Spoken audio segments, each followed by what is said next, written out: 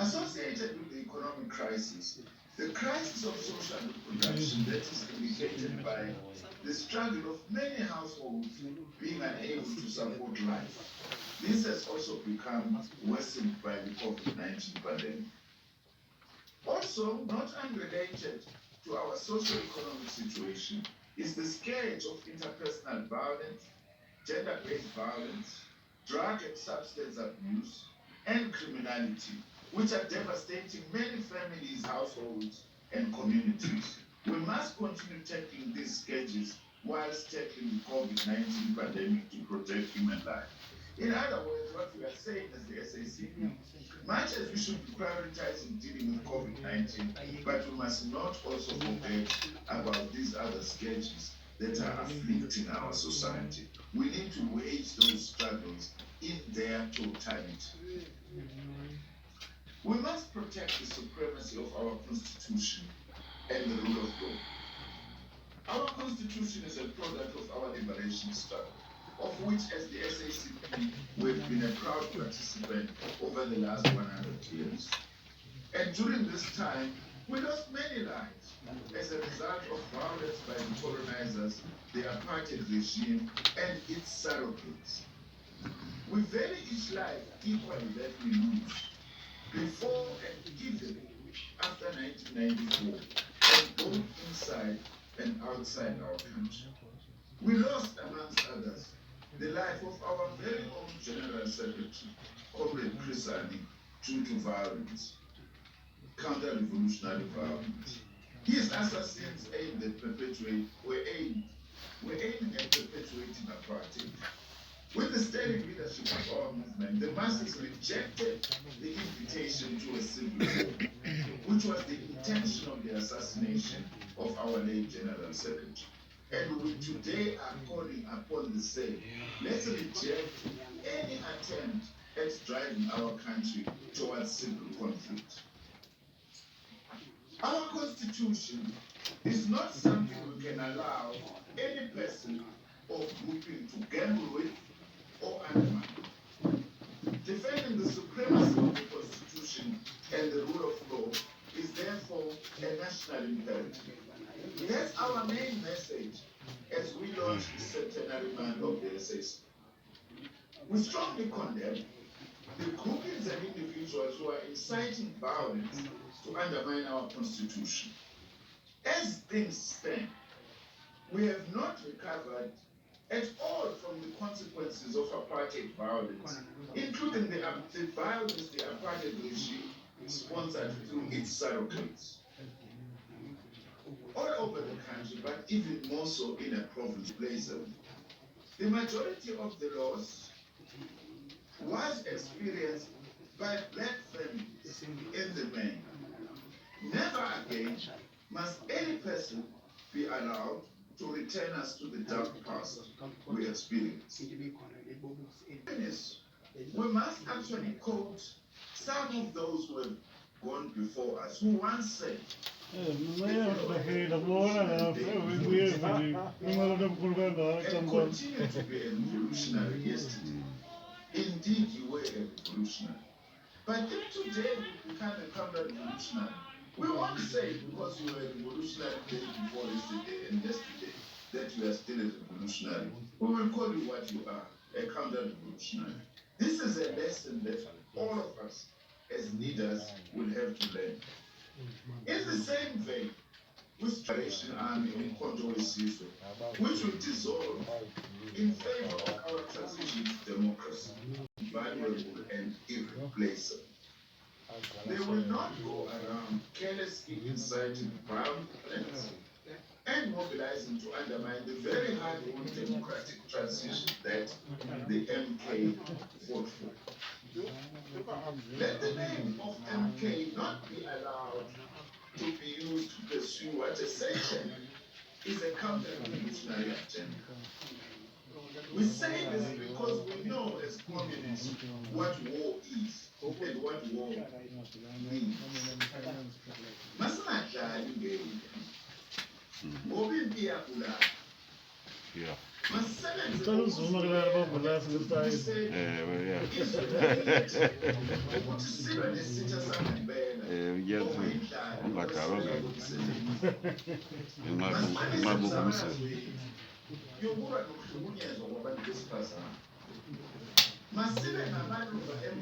Macho. Jogo isaba. Yabona izibakhala. Bayojoyina uZuma ngenxa kufuna inzuzo ayikho into. Bazofumana imali. Bayifumana esidengeni balo ikhantri yethu ingabantu besidenge. Yho, abazofumana imali abantu abamsapota uZuma. uZuma kabanjwanga bazayifumana imali. Bazayifumana tshini imali abantu abasapota uZuma.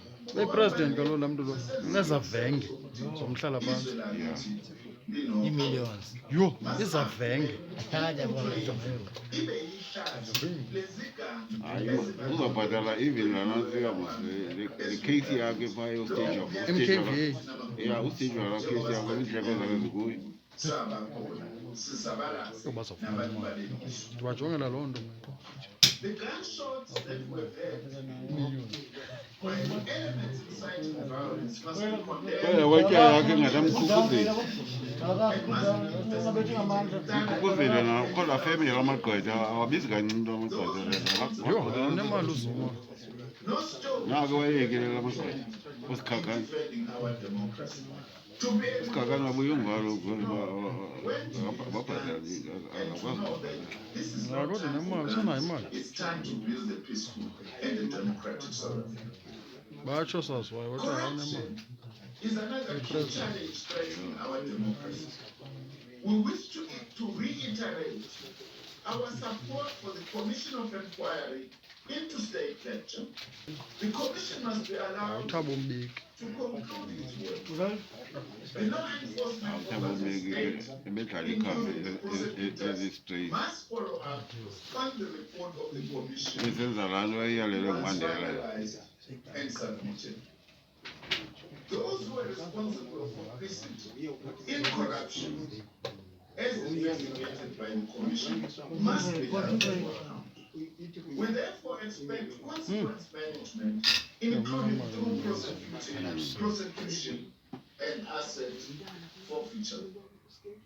We wish to reiterate as the South African Communist Party our support for the principle that no person is above the law.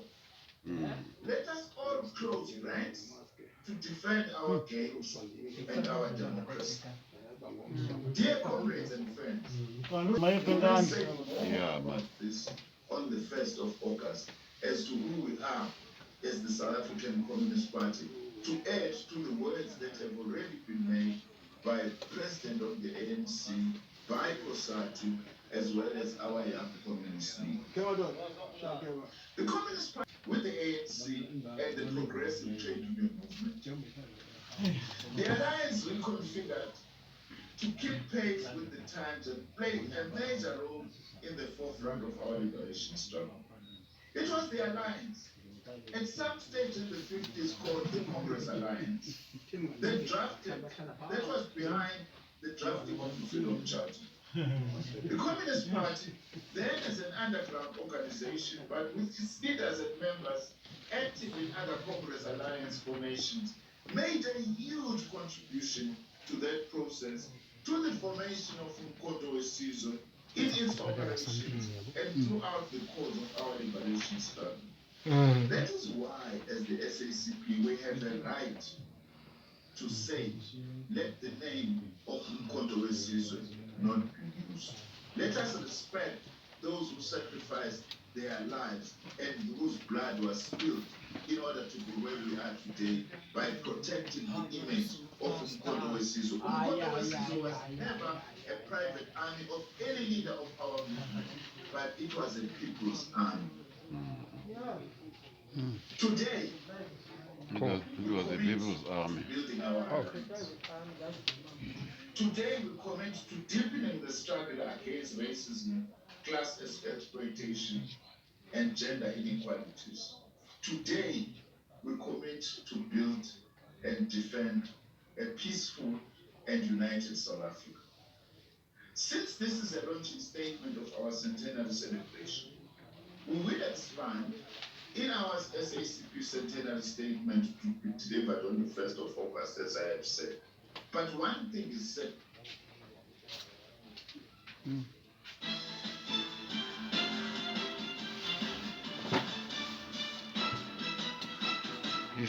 Centenary, 100 years.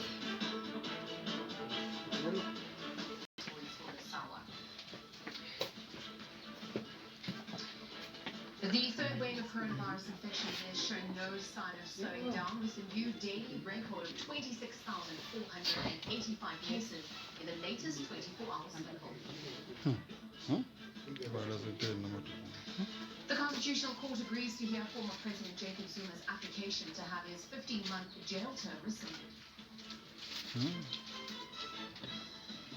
And in sports, South Africa beat the West Indies by 25 runs and claims the T20 International Cricket Series 3-2 in Grenada.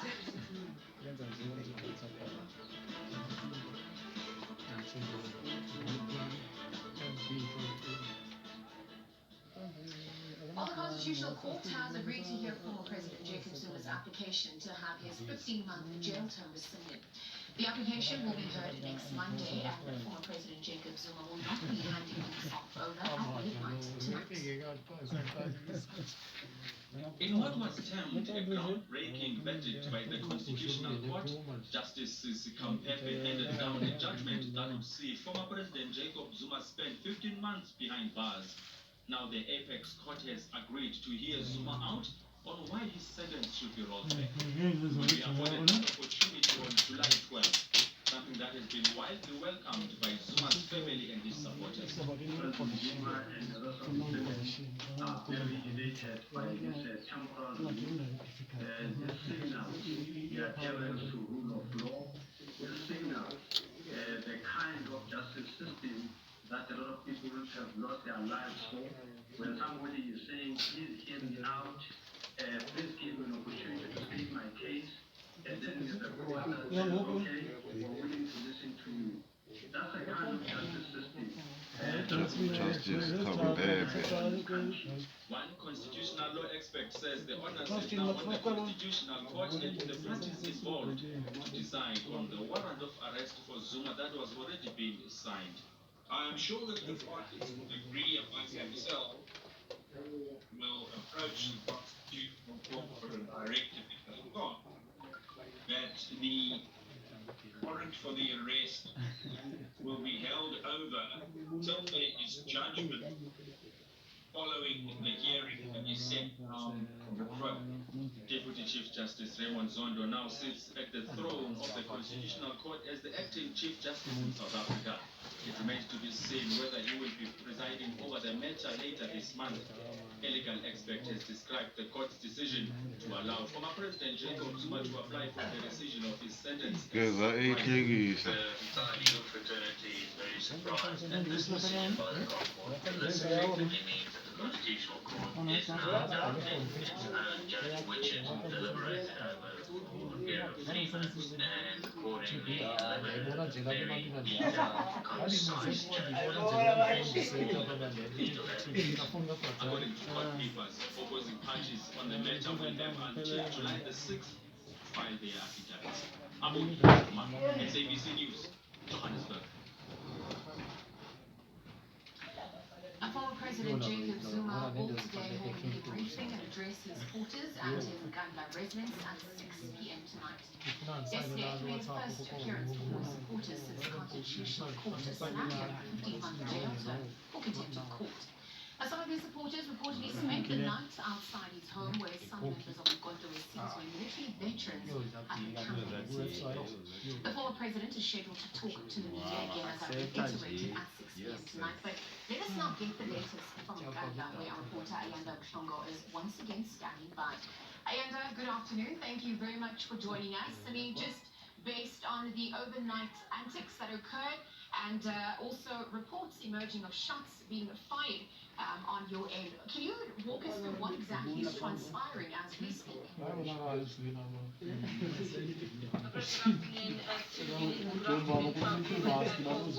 tell you that it's possibly one of the busiest days that we've experienced here in the past 5 days since we have camped outside the home of the former president. Hundreds of his supporters expected to gather here. They keep on trickling in.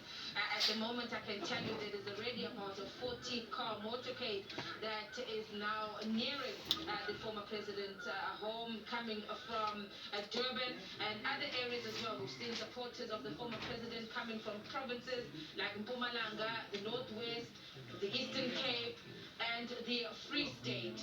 And of course, they're all here anticipating this speech, or rather, what the former president's immediate briefing, rather, that is going to take place, as you said, at 6 p.m. this afternoon. Currently, he is inside his own meeting with some leaders of the ANC.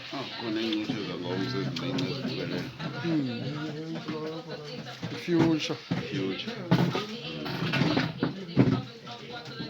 Also importantly, the statement coming from the Jacob Zuma Foundation this morning that he had summoned his legal team here to his home to prepare him for 6 p.m. when he will be speaking for the first But it's time the mask. traditional court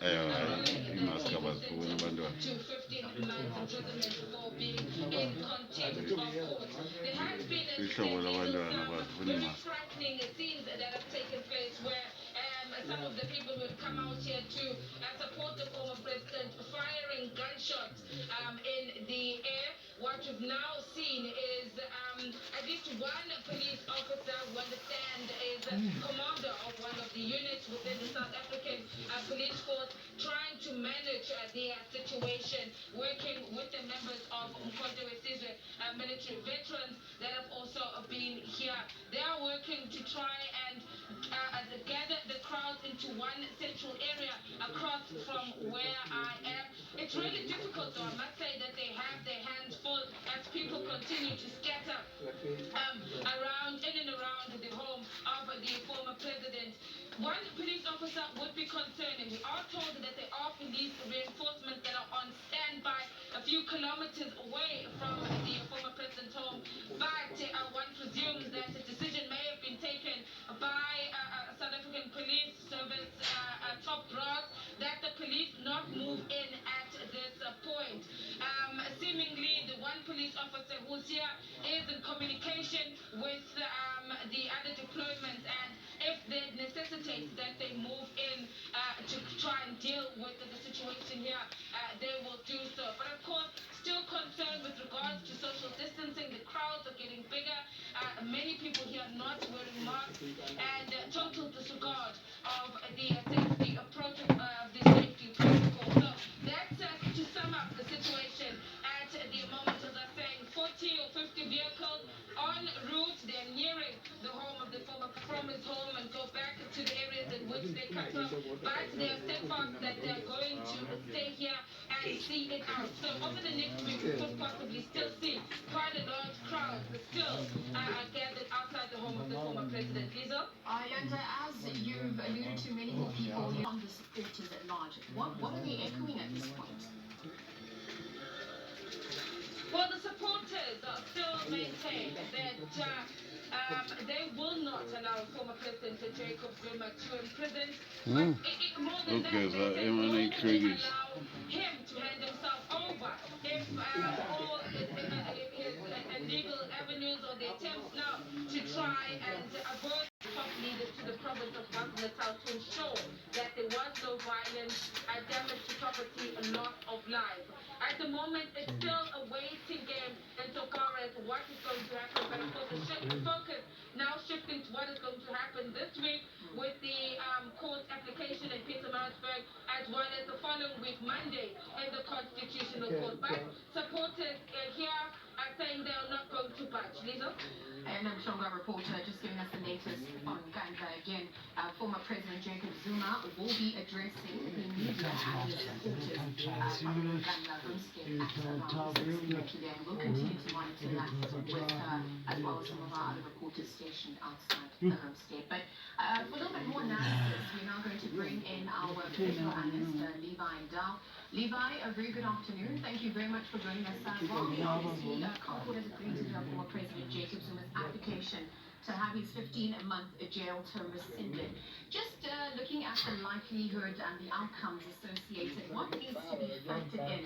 All this ahead of his address tonight at 6 p.m. Good afternoon to you, Lisa. Good afternoon to the viewers. I think today's address by former President Zuma, he would use it for a few things. One would be to thank the people that are there to support him, because obviously he cannot just leave them as they are. But number two, he would also try to use this opportunity to portray himself as a victim of the situation, and also to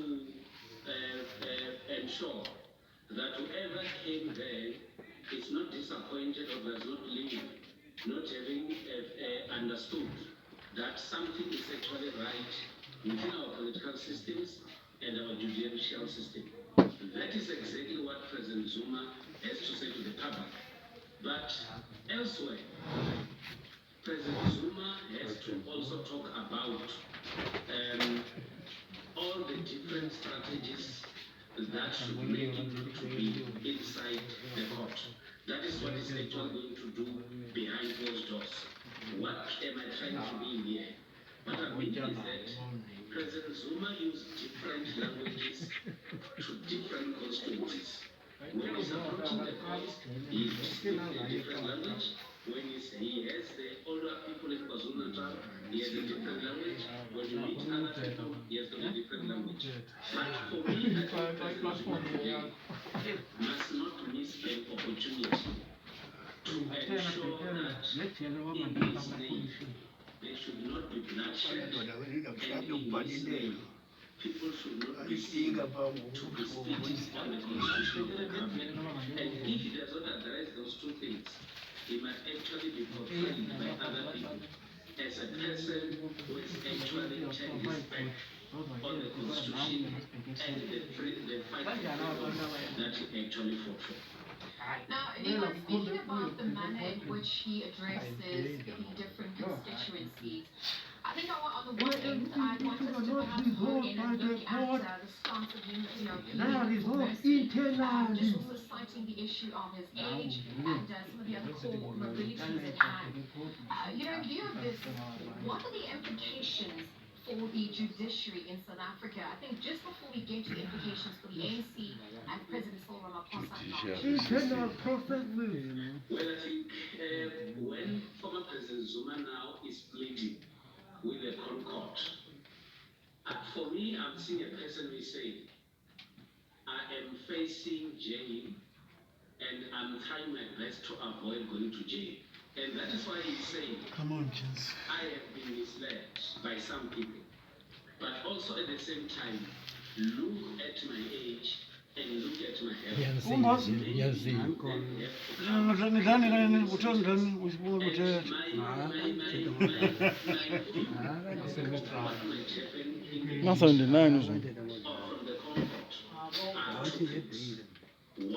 will be that if the Concord agrees with what is going to present, then they will have to send him to go to the Zondo Commission, which is what has been avoiding. And if he does not go to the Zondo Commission, then the Concord will then say, we actually stand by the decision that we've taken, you then have to go to jail. So for me, President Zuma and the Concord have got two things to do. He goes to jail or he goes to the Concord. And I'm aware that former President Zuma does not need to either of the two. difficult situation that is actually facing right now. ethula ukuthi xaka president kulaa nto umthetho mawudlala indima yawo president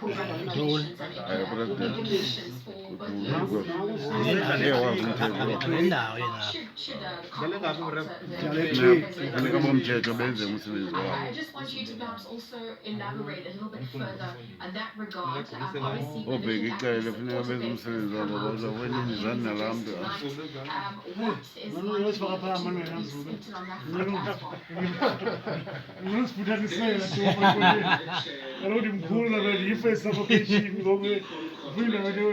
There's a view that says that to be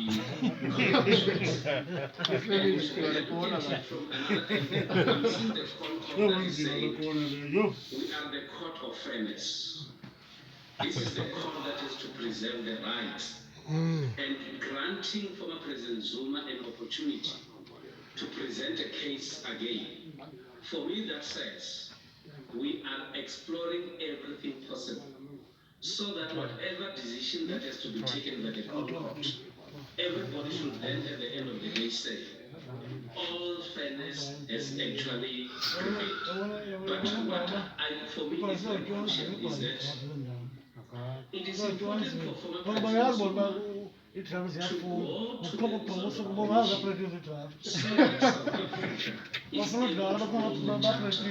Good Lord. corruption and state capture. He is the most central person who has been cited by a number of agencies and the commission. And the unfortunate part is that former President Zuma is not interested in going to the Zondo Commission. Actually, former President Zuma is coming up with strategies of wanting to direct who should preside and who should not preside at the commission. And that's the strategy that is used. But at this point, I think, because he wants to avoid jail time, he might actually then be forced to go to the commission. What I think should be an interest to all of us in South Africa is not only to see former President Zuma going to jail, is to see the truth coming out in the commission, which is what has actually brought us into this situation. And I hope this time, those that are supporting former President Zuma, those that love President Zuma, would actually advise him in order to avoid jail time to go to the Zondo Commission and present his side of the story. All right, political analyst Levi Brown, going to leave the conversation there. Again, obviously, thanking you for your analysis. 𝗭𝘂𝗯𝗲 has agreed to hear former President Jacob Zuma's application to have his 15 months jail term rescinded. Now, we'll continue to bring you more news and updates, of course, running coverage from the SABC related to the 6 p.m. address by former President Jacob Zuma tonight. But now, though, it's time for a quick break. We'll be back on the other side of this.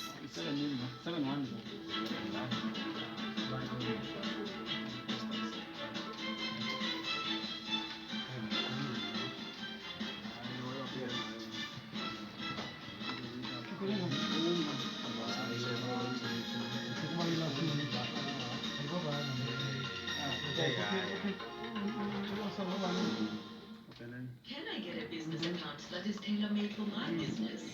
Access unwanted banking anytime of the day, wherever I am. Open a business account online and get all this plus free cash flow manager and integrated accounting tool. We do more so you can. That's Africanacity. Well, what an honor and a privilege to be the first ones you see in the morning when you wake up, and we bring you all the latest news and sports, weather, and of course your commuter news before you head out, so you get everything you need to know before you go. And of course the journey starts for us to make sure that we get all our ducks in a row before we put them out for you to see. And of